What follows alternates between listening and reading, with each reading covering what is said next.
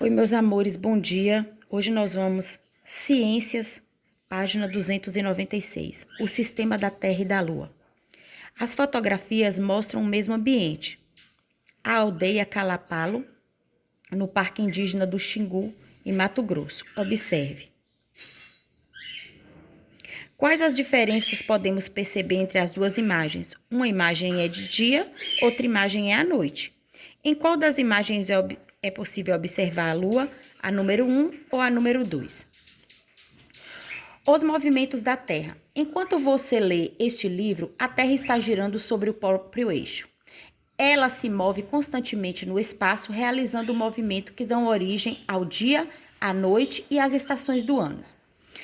Por causa disso, tudo o que vemos no céu vai se alterando. Assim, ao olharmos para o céu durante o dia, temos a impressão de que o Sol se move, que nasce no lado leste e se desloca no céu até se pôr no lado oeste. Durante a noite, temos a impressão de que a Lua e as estrelas e os planetas também nascem e se põem, aproximadamente seguindo o caminho do Sol. Na realidade, é a Terra que gira no espaço e, como estamos na superfície dela, temos a ilusão de que os astros se movem no céu. É essa ilusão que justifica o fato de dizermos que o movimento do Sol e dos demais astros no céu é aparente. Movimento de rotação. Devido à forma arredondada da Terra, o Sol não ilumina toda a superfície dela. Ao mesmo tempo, no entanto, toda a superfície da Terra recebe a luz solar. Pois, como nosso planeta gira em torno do eixo imaginário, as partes iluminadas de sua superfície se sucedem. Esse movimento da Terra em torno do próprio eixo é chamado de rotação e demora aproximadamente 24 horas. Como a rotação tem sempre o mesmo sentido, o Sol nasce todos os dias do mesmo lado do horizonte. Durante o movimento de rotação, na face que está voltada para o Sol é dia, e na face que está oposta, ao contrário do Sol, fica a escuridão, é noite. À medida que a Terra gira, ocorre sucessão dos dias e das noites. Aqui é a representação do movimento de rotação da Terra, na página 297. Passando para a página 298, nós vamos ver o movimento de translação. Ao mesmo tempo que a Terra gira em torno de si mesma, ela também gira em torno do Sol no movimento chamado translação. Ela demora 365 dias e 6 horas para completar uma volta percorrendo toda a órbita. O movimento de translação nos inspirou a marcar o tempo em anos, já que é nesse período que a Terra completa uma volta em torno do Sol. Como a Terra gira com o eixo inclinado em relação ao plano da órbita, em alguns períodos, um hemisfério recebeu mais radiação solar que o outro. Assim, a quantidade de radiação que os hemisférios recebem durante o ano é variável, o que origina as estações do ano: primavera, verão, outono, inverno. O verão é a estação mais quente e o inverno é a estação mais fria. Na primavera e no outono, as temperaturas são amenas. O tempo não é tão quente nem frio. Em algumas regiões do Brasil, as temperaturas não variam muito de estação para estação, apenas a quantidade de chuva. Aí aqui tem a órbita em movimento de translação, que o movimento de translação é o movimento da Terra em volta dela mesma, tá? Aqui é para fazer na prática, para estudar uns movimentos. Essa experiência não é obrigatório fazer. Quem tiver o material em casa e quiser fazer para testar, pode fazer e tirar uma foto e enviar para a Pro, que a Pro vai ficar muito feliz, tá? E é uma maneira também de vocês se distraírem um pouco, mas não é obrigatório fazer. Na página 299, tem marque um X na posição que o hemisfério norte ou o hemisfério sul recebem a máxima quantidade de luz. Também nas duas posições em que eles são igualmente iluminados. Depois, converse com a professora e os colegas sobre as questões a seguir. Vocês vão marcar igual a Pro marcou aqui. Como nós não estamos na sala de aula para conversarmos sobre isso, nós podemos conversar depois, tá? Orientação no espaço e os pontos cardeais.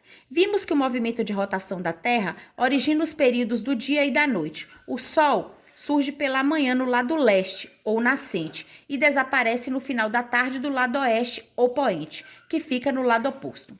Leste e oeste são pontos cardeais. Com base neles, determinamos mais 2 pontos, o norte e sul. Portanto, são 4 os pontos cardeais: leste, oeste, norte e sul. Eles permitem que nos localizemos em qualquer local da superfície da Terra. Para determinar aproximadamente onde estão os pontos cardeais, podemos usar o nosso corpo. Basta apontar o braço direito para onde o Sol nasce, no leste, e o braço esquerdo para o lado onde o Sol se põe, o oeste. À frente estará o norte e atrás estará o sul. Vocês podem fazer isso em casa, tá? Pontos cardeais são 4 indicações que representam as direções: norte, sul, leste e oeste.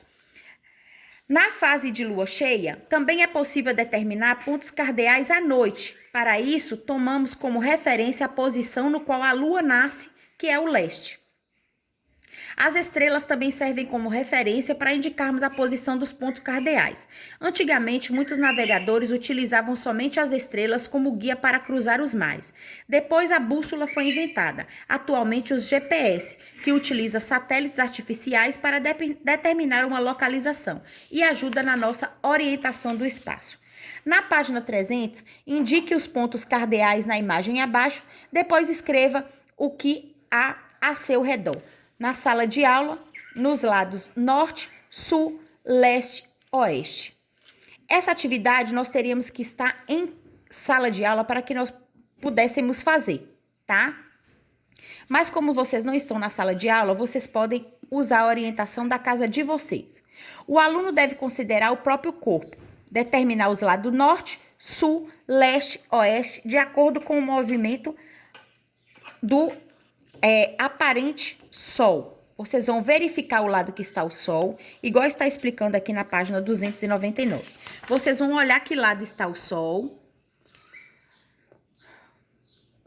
Pronto. Vão colocar o braço direito onde nasce o Sol, que é a nascente, ó, o braço direito para onde está o Sol. E o braço esquerdo onde o Sol se põe. Vai ficar do lado de cá.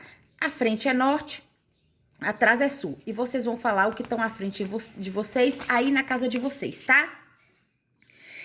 Para encontrar de modo preciso, ou seja, com exatidão, os pontos cardeais da Rosa dos Ventos, podemos nos orientar pelo Sol. Para isso, é necessário montar um gnomon e coletar dados de sua sombra e depois o horário do dia. Veja como fazer isso na atividade a seguir. Aqui também está ensinando a fazer. Para fazer esse gnomon, não é obrigatório, mas quem quiser fazer em casa também pode fazer e mostrar uma foto para a prova.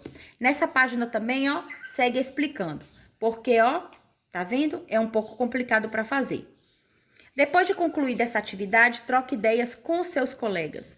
Houve mudança na sombra onde a primeira e a segunda anotações?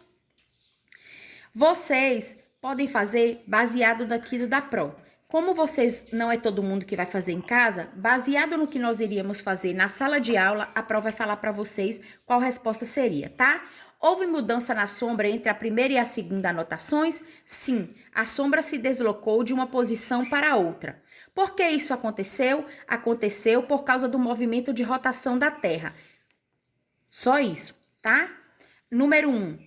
Houve mudança na sombra entre a primeira e a segunda anotação? Sim, a sombra se deslocou de uma posição para outra. Na número 2, por que isso aconteceu? Aconteceu por causa do movimento de rotação da Terra. Esse é o dever de vocês de ciências. Um beijo, fiquem com Deus, até amanhã.